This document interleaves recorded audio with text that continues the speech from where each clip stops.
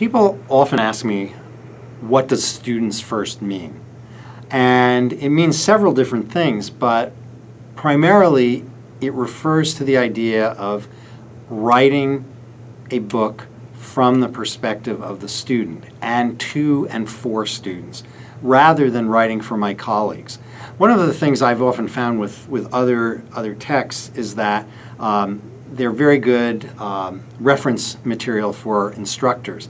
I've tried to avoid that kind of thing and instead have focused on creating a book that speaks directly to students.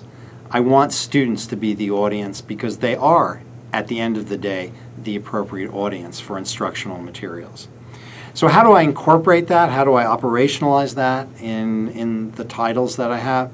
Well, I do it in several ways. One is I speak to what students are thinking about and what's on their mind. So for instance, every page of the book has examples that are related to the real world.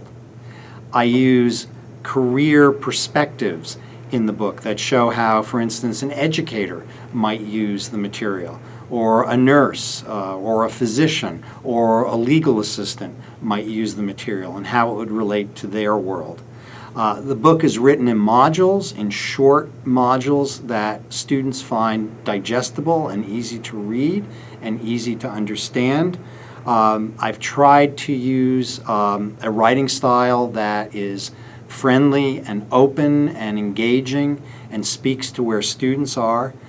And finally, even in the revision process, where I use heat maps that provide data from prior students and the degree to which they've understood on a paragraph by paragraph level the material that's in the prior edition of the book, I use that material to guide me in revising the book for the next edition.